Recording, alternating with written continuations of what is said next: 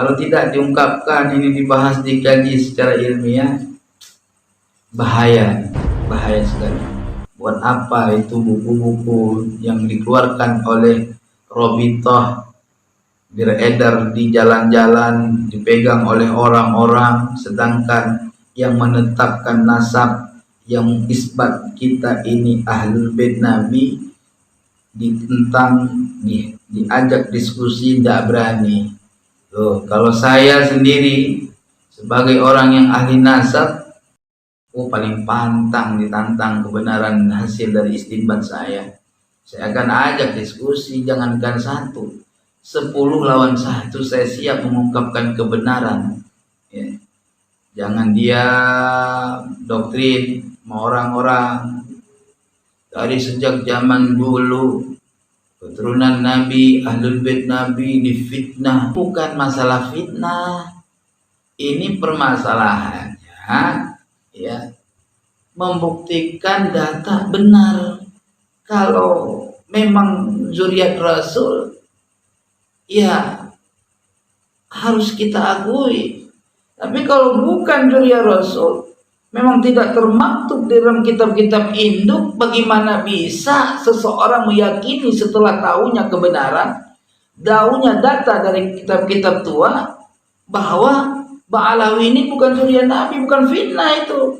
Justru antum harus meyakini, harus mengakui bahwa antum ini bukan zuriat Rasul. Bahaya. Sementara dulu-dulu sampai menganggap orang-orang bukan ahlul bait, bukan zuriat Rasulullah, bukan, palsu lah, sampai ada yang dikemplang ngaku-ngaku Habib. Bagaimana ceritanya? Jadi kalau benar antum ini zuriat Rasulullah, buktikan secara dasar. Jangan minta bukti orang yang ngaku Habib, antum minta bukti nasab ente mana? Mana nasab ente? Orang udah nyebutinnya, ente bilang palsu. Itu ente tidak termaktub. Giliran sekarang antum diginiin sama orang ahli ilmu, kenapa nggak ada tanggapannya? Mana? Percuma buku-buku nasab ditenteng kemana-mana, mengidentifikasi bahwa antum asli. Ternyata Allah buka bahwa ini bisa jadi bukan asli.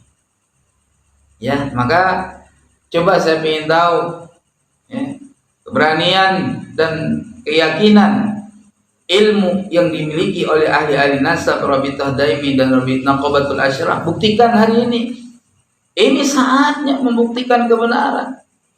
Kalau antum punya data, insya Allah Allah lindungi. Yang pertanyaannya harus dijawab. Pertanyaan Kiai Imaduddin yang harus dijawab. Apa pertanyaannya? Kok bisa ditemukan data abad 9-10 Hijri menyatakan Sayyidina Ubaidillah itu anaknya Sayyidina Ahmad bin Isa Al-Muhajir, sedangkan dari abad-abad yang lampau yang lebih tua, dari mulai ketiga Hijriah, abad ketiga, 4, 5, dan 6, itu tidak ada sama sekali yang menyebutkan Ubaidillah. Terus siapa referensi yang menyatakan Ubaidillah atau Abdullah ini anaknya Sayyidina Ahmad bin Isa Al-Muhajir? Itu yang pertama.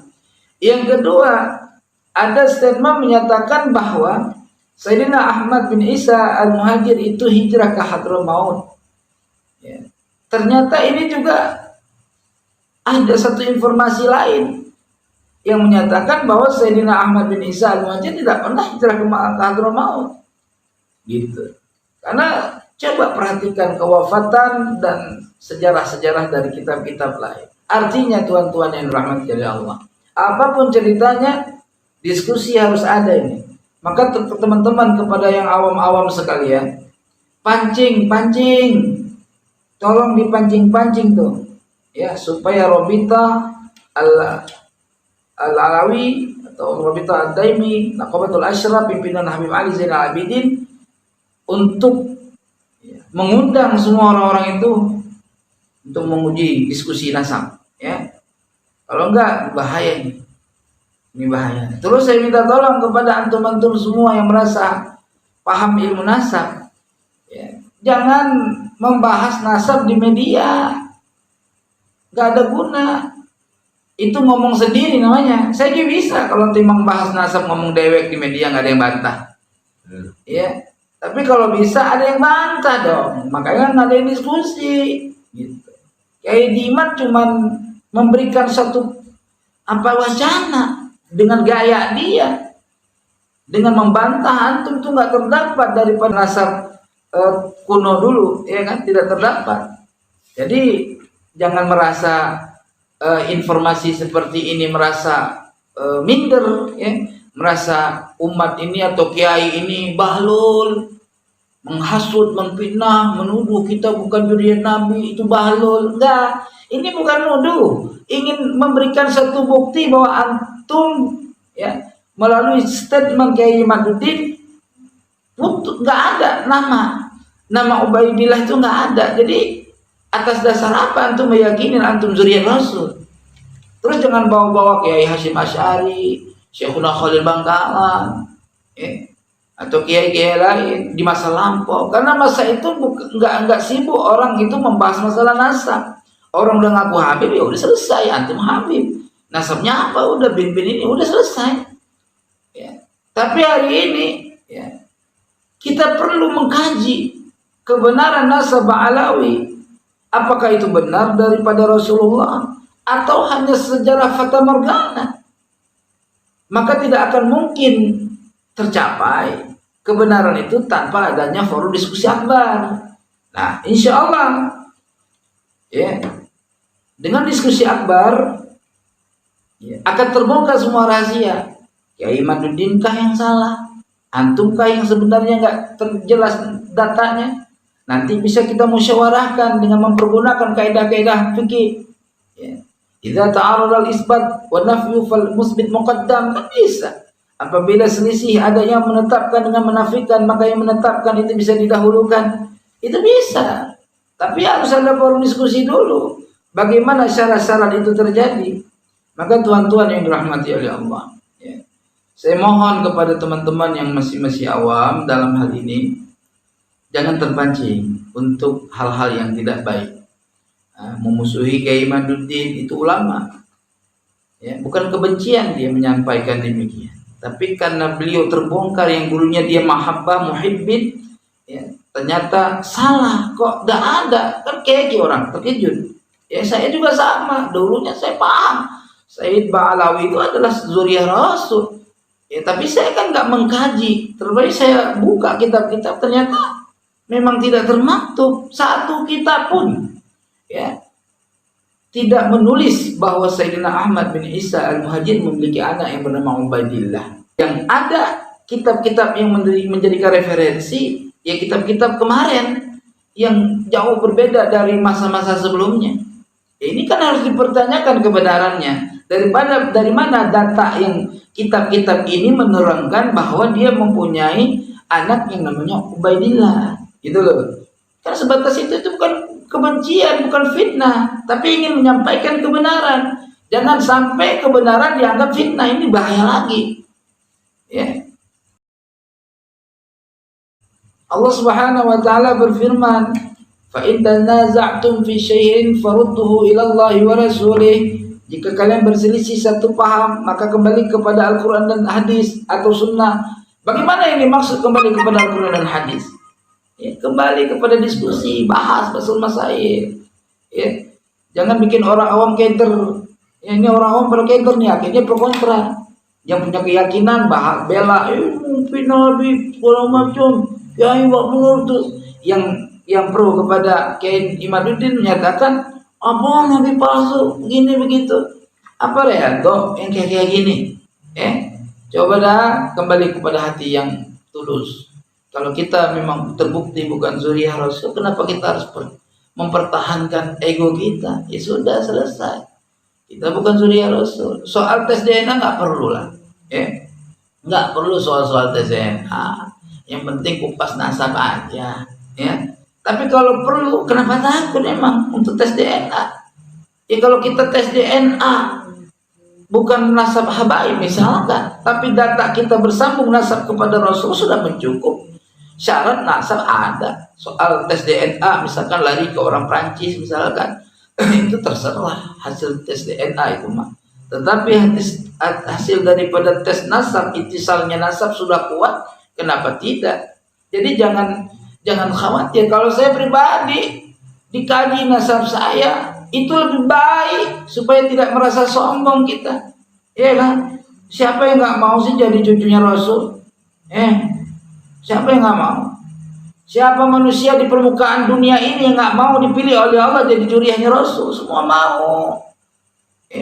Akhirnya mereka yang nggak punya nasab pingin bikin nasab. Ya, sampai nyogok katanya. Sampai nyogok. Coba kira-kira bagaimana tuh? Tahu benar apa kagak? Wallahu a'lam. Ukuran begitu. Maknanya di sini ada apa maknanya? Begitu penting kemuliaan daripada nasab baginda Nabi Muhammad SAW. Siapa yang nggak mau jadi cucunya Nabi? Ya nggak ada yang mau jadi cucunya Firaun. Itu nggak ada yang mau. Maka nggak ada yang ngaku gue cucunya Firaun, nggak ada. Maka ayolah ini kita bahas nasab yang mulia. Jangan statement di media nyap-nyap A B C D Z sampai nggak jelas. Maka kepada Kiai Maduddin, pancing terus Kiai, pancing terus. Ya, kepada pengurus Robita, jangan lari. Antum sudah menyatakan antum juriat Rasul pakai buku-buku segala macam tanda tangan. Ya tanda tangan jawaban perlu dong saat ini. Jawaban kalian sebagai pengurus maktab sangat diperlukan. Ya, jangan dibiarin udah tanda tangan terus nasabnya dihujat, ya, diklaim palsu segala macam misalkan.